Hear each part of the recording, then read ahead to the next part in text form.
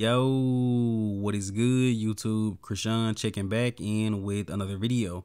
Let's start today's video off with our current reigning Mr. Olympia, Samson Dauda, who is currently out in China doing exactly what he needs to do: promote the sport of bodybuilding after winning the 2024 Mr. Olympia. And initially, I thought that Derek would literally be the best ambassador for the sport, but it's actually Samson. Derek was probably just going to do the Mr. Olympia and occasionally an Arnold Classic, but Samson is going to do multiple shows throughout the year, and I wouldn't be surprised if we get to see multiple guest posings from Samson Dauda over the next year. And of course, how good of an ambassador you are should not impact if you win the Mr. Olympia or not, but I just want to highlight, I do think Samson is a great guy as far as just promoting the sport of bodybuilding.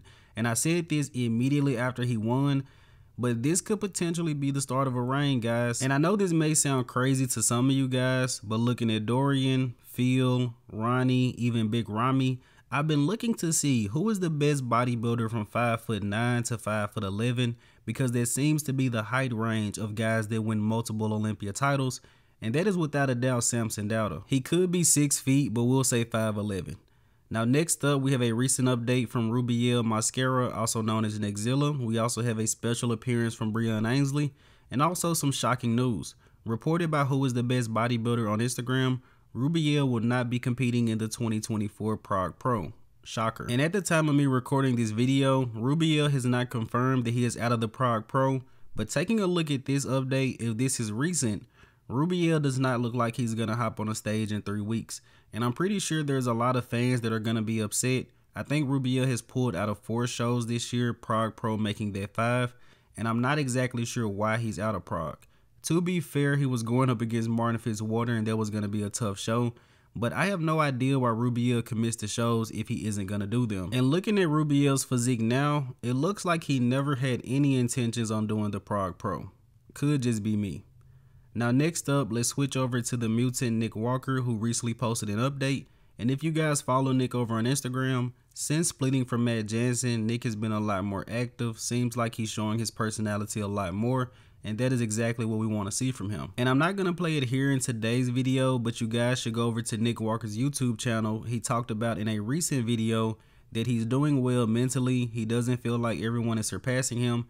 He already has a couple of shows picked out to do, but Nick did not mention what shows he plans on doing. But it seems like Nick is doing well mentally, and hopefully he does come back strong. I want to see the mutant succeed. And in the next update of the day, we have a recent update from Rafa Brandão ahead of the 2024 Romania Pro. And Rafa, without a doubt, is the favorite to win, being that he is currently the 8th best bodybuilder in the world and the current reigning Arnold Classic Brazil champion. His biggest threats are going to be Horse MD as well as Akim Williams, who we're actually going to talk about next. This is a good idea for Rafa getting the early qualification for next year, because Rafa still needs to add more size and also still work on his conditioning as well. But he's working with Neil Hill. He'll be fine. Now speaking of Horse MD, we have a recent update from him, pretty much the closest we have to an actual physique update. Horse MD to me still gets too much criticism for his showing earlier this year at the Arnold Classic. Do not forget, guys, at last year's Romania Pro, this guy beat Nathan Diasha. People still look at Nathan as a top 10 Olympian. So why is Horse MD not? This guy seriously needs to work on his posing, needs to bring the back up, needs to come in condition, and he'll be great. But he has a beautiful structure. Mostly needs to bring up the back. Now let's switch over to the beast, Akim Williams. Top 10 at this year's Mr. Olympia, and I think Akim is going to keep going. Very underrated bodybuilder in my personal opinion. Is it possible that Akim can win this show? I actually think it is. I'm not going to predict that, but he can definitely be Horse MD, and in the right scenario, right case, he could be Rafa Brandao. I'm just going to say do not count out Akim Williams. This show can quite possibly come down to him and Rafa, and it could be close.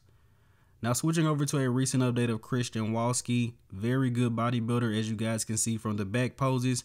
Krystian is typically a top 5 guy at any pro show that he decides to do. And Krystian will also be at the Romania Pro. I'm not sure if I'm going to do predictions, but Krystian, Rafa, Akim, and Horse MD will without a doubt be the top 4. Rafa is the favorite, but honestly, Krystian, Horse MD, or Akim could all be second place. And next up, we have some exciting news courtesy of Bodybuilders Without Borders over on Instagram. Carlos Thomas Jr. recently announced his next competition will be in 24 weeks, which puts him around the time of the Detroit Pro. He also mentioned that he could do another show in 18 weeks prior to that.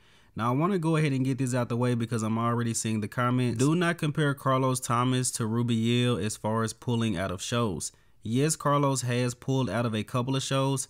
Last year, he had flare-ups of ulcerative colitis, and this year, Carlos had a death in the family. So yes, he has pulled out of a couple of shows, but Carlos does have reasons for that, and they are very valid. I'm looking forward to seeing this guy on stage in hopefully just 24 weeks, possibly 18. And in the next update of the day, we have a recent update from good Vito, who is looking absolutely massive. In the last video, when we talked about Vito, I really highlighted his size, his potential. He was really close to Martin Fitzwater, who is now top 4 in the world. But one thing that I did forget to mention, good Vito's midsection does appear to be growing. Now, I don't want to cause too much concern because it is the off season, but it is something I've noticed. And even in this front double bicep, Vito's midsection looks to be wider. But again, it's the off season, guys. Now, the last update that we're going to talk about in today's video is of none other than Regan Grimes. And I hate to be critical, but I also have to be honest. I am not impressed by this recent update of Regan Grimes. If Regan even wants to maintain his position within the top 10, he has a lot of work to do. Regan has a lot going on in his life. He recently had a child, became a father. There's nothing wrong with that. There's nothing being more of a family man. But again, if he wants to be top 10 in the world, a lot of work needs to be done.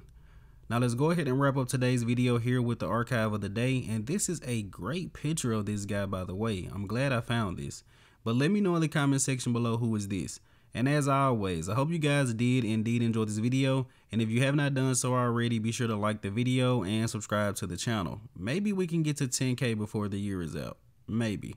I'm Krystian from Go Fitness, and that's it. I'm out.